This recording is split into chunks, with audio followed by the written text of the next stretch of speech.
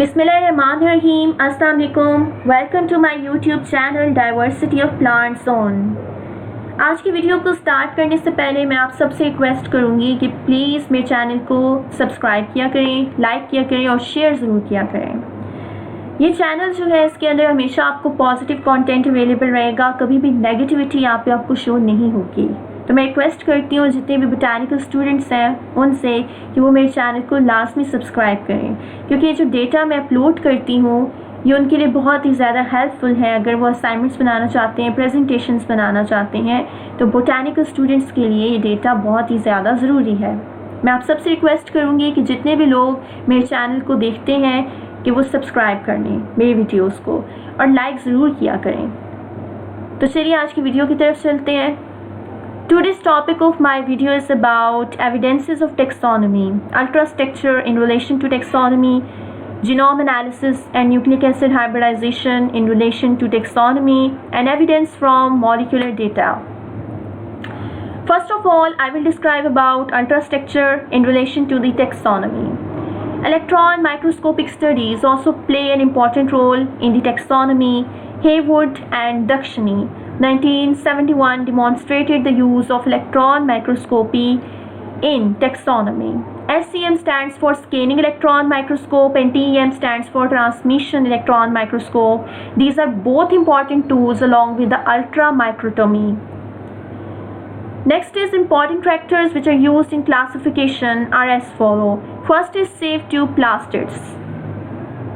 Benke et al. Studied more than 1500 species and belonging to 380 families in 1977-1981 for safe tube plastids, and he found three types of plastids which are depending upon accumulation of starch and protein.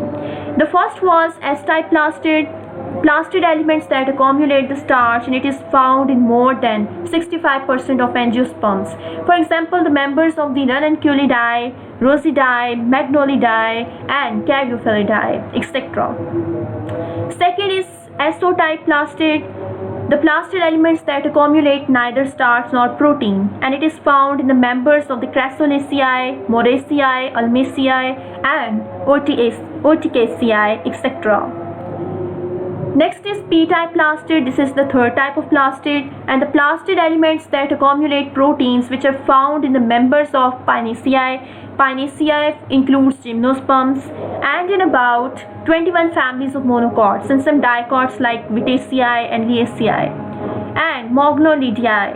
F-type plastids are differentiated on the basis of the shape of crystalloids number and nature of the filaments which are surrounding them.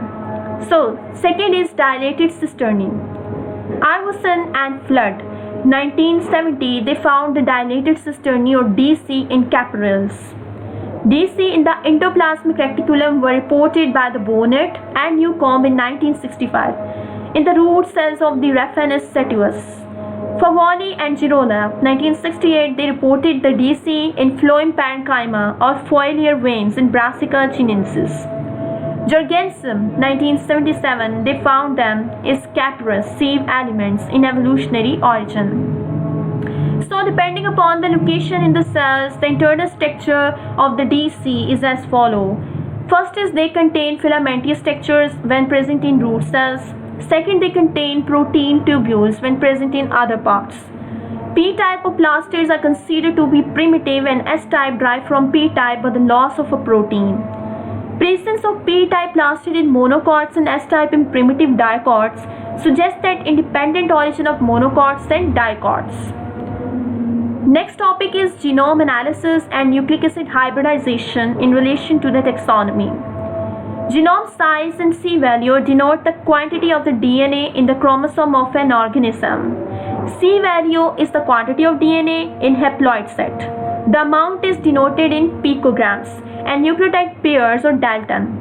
So 1 picogram is equal to 0.965 into 10 nucleotides, and 1 nucleotide is equal to 660 daltons.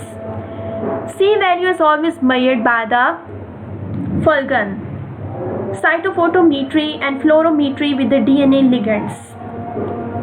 C values vary even in very closely related species or with same chromosome number, and there is no correlation of C value and estimated gene number and is known as C value paradox. The genome size is correlated with nuclear volume and cell volume and cell cycle time.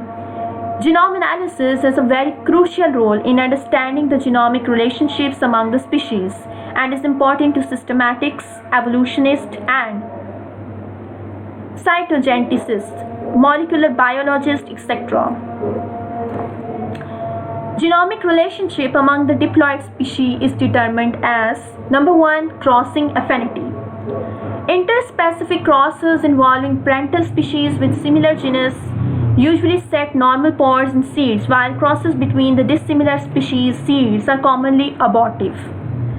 Some hybrids do not set seeds, and sometimes the crossing is successful in one direction and is genotype dependent. Second is chromosome pairing. In interspecific hybrid, the degree of chromosome pairing facilitates the analysis of phylogenetical relationships among the species, providing information about the ancestral types. There are 5 categories of chromosome pairing in the F1 hybrids which are known. First is complete pairing, and the second is Drozera,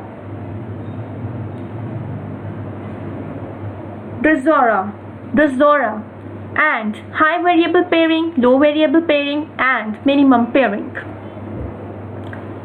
So, next I am going to discuss about the chromosome. As we know, the chromosome are taxonomic marker. Plant genomes are comprised of 3 DNA components which are localized in chloroplast, mitochondria, and nucleus. Chloroplast and mitochondrial genome differ from nuclear genome as they consist of highly conserved single copy sequences, and nuclear genome possesses rapidly evolving repetitive DNA elements also, and it is also complexed with histone and non-histone proteins. Delaunay, 1926, for the first time, he reported the phylogenetic reduction in chromosome size in Muscari liliaceae. Phylogenetic increase in chromosome size is reported in Poaceae by the Ruwider, 1934. Darlington suggested that the chiasma frequency is more in large chromosomes. The karyotype of the different genera may differ, though the chromosome number remains same, and it is due to relative length of arms of chromosome, presence of satellite, and position of centromeres. Based on position of centromeres, the chromosomes may be symmetrical, metacentric or V-shaped, submetacentric L-shaped, asymmetrical, acrocentric or J-shaped, telocentric or I-shaped. In Aconitum and Delphinium, the flowers may have the largest number of the acrocentric chromosome. The common type of the chromosome which is found in plants is asymmetric type. Symmetrical karyotypes are considered to be primitive and asymmetrical types are advanced or derived from them. So Jones in 1970 did not believe in this theory, and he suggested that symmetrical karyotypes are evolved one by end-to-end fusion of the telocentric chromosome, and chromosomal aberrations may be seen in meiosis.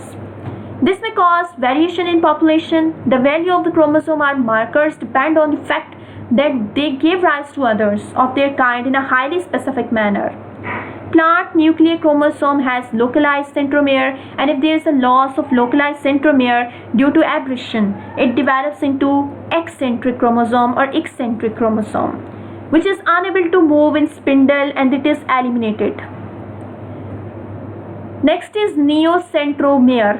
Under some condition, the chromosome ends or telomeres may show movement on the spindle in mitosis and meiosis as the localized centromere. Next is non-localized centromere. Spindle fiber may attach at any point of the center of the chromosome, and all parts of the chromosome have active spindle mobility except eccentric fragments which lack it. For example is lozula. Next is semi-localized centromere. In this, the active spindle mobility is coupled to a localized primary constriction in mitosis but is displaced to another localized site in meiosis. The chromosome have potentially multiple centromeres and behave functionally as localized centromere. For example is Chlorosium, which is also called MOS. The techniques of genome analysis of polyploids and the identification of their diploid progenitors have involved interspecific hybridization and meiotic analysis of hybrids. Genome analyzer method is used to deduce the evolutionary relationships, which are based on the degree of chromosome pairing at metaphase 1 of meiosis in interspecific F1 hybrids. Individual chromosome involvement can be determined by the bending pattern, genome affinities, and evolutionary relationships at chromosomal level among species and genera can be studied by using the combinations with marker, chromosome, and chromosome binding or banding analysis, etc. Now I am going to discuss about the techniques. The techniques which are used are as follow. First is in situ hybridization, and which is also called ISH. It is in situ nucleic acid hybridization and refers to hybridization annealing of radioactively labeled single-stranded DNA or RNA probes to denature the chromosomal DNA, cellular DNA on the microscopic slides, and their detection by using autoradiography. The C-bending processes discovered by the Purdue and Gall 1970 were actually the byproduct of in situ RNA-DNA hybridization procedure meant to detect the chromosome location of mouse satellite DNA. Wheat is one of the plants in which is subjected to this type of study many types, and it is shown that all the major sites for highly repeated DNA with relatively rich G and C contents are localized and located on the chromosome of the B genome and on chromosomes like 4A and 7A. ISH or in situ hybridization of wheat ribosomal DNA to mitotic metaphase chromosome of Chinese spring variety have 90% of ribosomal genes located in IB or 1B and 6B chromosome, while the remaining repeated DNA sequence is located on 5D chromosomes. ISH using biotin labeling is rapid and it requires about 6 sorts for hybridization and detection steps. The presence of a Rai 120 base pair sequence PSC119 was demonstrated on 11 wheat chromosome, 7 chromosome of B genome, 4A, 2D, 3D and 5D with respect to the PSC119 probe. In addition to dark brown labeling of heterochromatic region, all the chromosome of Rai also gave an overall light brown appearance indicating dispersed nature of the sequence. Next is fluorescence in situ hybridization, which is also called FISH. FISH, it provides the high resolution, sensitivity and speed for locating DNA sequences on metaphase chromosome, though the use of the fluorescently bound probes. FISH is a tool for gene mapping, molecular cytogenetics and molecular systematics. This technique is used for the chromosomal localization and repetitive DNA sequences such as the 5S and 45S ribosomal RNA gene, telomeric and other tandem or dispersed repetitive sequences. FISH is also used to identify the morphologically similar chromosome from each other and provide insights into evolution of the genomes. And FISH is also used for the GISH. GISH stands for genomic in situ hybridization. In this labeled genome, DNA from one parent is used as a probe to discriminate the chromosomes contributed by each parent in interspecific hybrids or their backcross progenies. FISH is used to detect the loci of the low copy gene families, encoding, storage and other proteins. Fuchs and Schubert 1995. They demonstrated the genes of the legumin. A legumin, B for Vicillin, and unknown seed proteins of the Vicia faba localized on metaphase chromosome. Fuchs 1989 worked on the sequence localization by the FISH to analyze particularly heterochromatin differentiation and sequence localization within genome of various plant species. FISH techniques which allow the similarities. This is next technique, and this technique is called multicolor fluorescence in situ hybridization. So FISH techniques which allow the simultaneous detection of multiple target sequences as different color. This is known as multicolor FISH technique. The combination of the proline and digoxygenin and fluorescein labeled nucleotide as haptens are used for the tricolor fish. There is combination of three dyes. First is proline, and second is digoxygenin, and the third is fluorescein. Labeled nucleotides are used as haptens. ठीक है, as haptens are used for the tricolor FISH. Next is chromosome painting and using the total genomic DNA probe.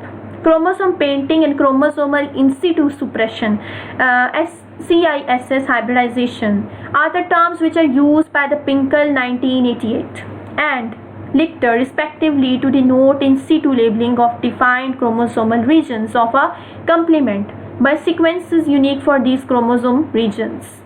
And it is a tool for identification of chromosomes involved in aneuploidy or rearrangements of breakpoints positions of interchromosomal rearrangement. In higher plants, chromosomal painting of homologous chromosome is not yet possible as the plants have large complex genomes. So Fox 1996 he worked on some plant species where the 2C DNA content is about 11 to 40 picograms. The multicolor FISH using the total genomic DNA probe is the latest technique, and GISH in genome analysis is used in wheat, oat, tobacco, rice and cotton. Next is PRINS labeling or PRINS labeling. The method of the primed in situ DNA labeling PRINS is described by the Cook 1980 as an alternative to in situ hybridization for detection of nucleic acid sequences in chromosome and tissue preparations. The technique is advantageous as short oligonucleotide primers can be designed and synthesized with the minimum sequence information. PRINS labeling or PRINS labeling, they hybridize to homogeneous targets within densely structured chromatin, both easier and faster than the larger probes usually used for the ISH, and there is no need for probe labeling. Primers may be extended into flanking dispersed repetitive sequences. Tandem repetitive sequences have been localized in the metaphase chromosomes by the PRINS in legumes, cereals, grasses, etc. Next is DNA-based molecular markers. The DNA-based molecular markers are applied in various aspects of taxonomy to analyze. First is genetic identity, second is genetic relatedness among populations, geographic populations and species, and third is pedigree. Fourth is differentiation among isolated species. Fifth is phylogenetic structure at various micro and macro levels. A number of molecular parameters are useful in carrying out phylogenetic and systematic studies of the various molecular approaches. The PCR based technologies offers the maximum potential for genetic analysis and phylogenetics and systematics. Plant herbaria world over started in incorporating DNA profile of the specimens with increasing use of computers and microprocessor analysis of the PCR products. Documentation and archival of the data, sophistication in instrumentation started for future analysis of genetic system. Use of automated tissue processors for isolation of the DNA, robotic sampling handling and transfer systems for further treatment of the DNA, and for automation of PCR, use of different fluorochromes, labeled primers in conjunction with the advanced gel electrophoresis system for carrying out the multiplex PCRs in a single tube. Advanced imaging technology which permits efficient data analysis are the integral part of the laboratory engaged in molecular taxonomy. Mitochondrial DNA is studied in many plants, and each mitochondrion consists of the several copies of mitochondrial DNA, and each cell contains many mitochondria. Generally, mitochondrial DNA is circular but is linear in the Chlamydomonas. Mitochondrial DNA is larger and circular with many non-coding sequences, for example in vascular plants. Next is chloroplast DNA, which is also called cpDNA, which can be easily isolated and analyzed. The DNA of the chloroplast is highly conserved type, and the cpDNA is circular molecule with two regions in opposite direction encoding same genes are called the inverted repeats. Between the inverted repeats, single copy of regions are present. In all the chloroplast DNA, same set of the genome are found but arranged differently in different species. The genes present in a chloroplast DNA include the genes for the ribosomal RNA, transfer RNA, ribosomal proteins, and about 100 different polypeptides and subunits of enzyme coupling CO2. The important gene on this chloroplast DNA is RBCL, encoding the large subunit of photosynthetic enzyme, which is called Rubisco. The gene is not found in parasites, and it is a long gene consisting of 142 base pairs. Next topic is evidence from molecular data. Traditionally, the taxonomists use tools of the taxonomy to construct the phylogeny of plants or plant groups.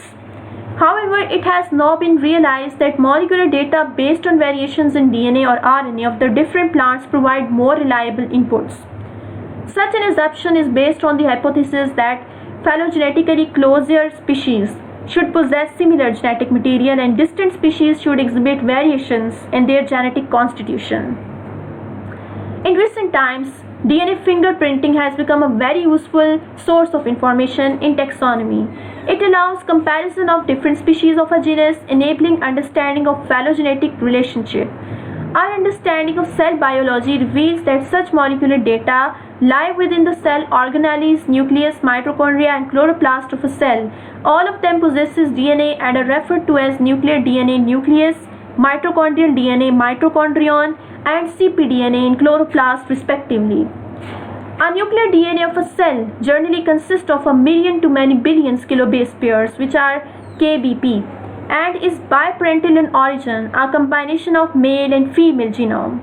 Though stable, it evolves rapidly and is more difficult to analyze. However, it is a source of data that could throw light on a final evolutionary processes. Both mitochondrial and chloroplast DNA are uniparental in origin.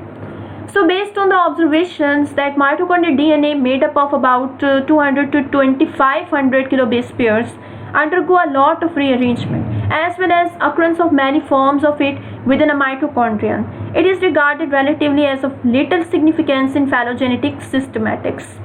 The most suitable genetic material as taxonomic evidence of green plant is chloroplast DNA. In higher plants, the size of the chloroplast DNA in a chloroplast is only about 120 to 140 kilobase pairs, and thus it is smallest among all the three sources of the genetic material within a cell. The advantages of chloroplast DNA in taxonomic studies could be summarized as relatively smaller size, large number of chloroplasts per cell, relatively stable not only in an organism but also in species, easy to isolate and analyze, not much altered by evolutionary processes, and all the chloroplast DNA molecules carry basically same set of genes. However, arrangement varies in different species. Molecular data is being used to construct phylogenetic trees of the green plants at almost all the ranks, and it is principally helps in establishing affinities and relationships within and outside the ranks. For example, monophyly of families Apiaceae and Saxifragaceae, etc., is well supported by the molecular data analysis. However, the importance of evidences from other rather than classical taxonomy should not be brushed aside. All sources of evidences should be incorporated and analyzed to arrive at a phylogenetic understanding of living organisms. If you like my video, please like and subscribe to my channel. Thank you so much. Thanks for watching my video.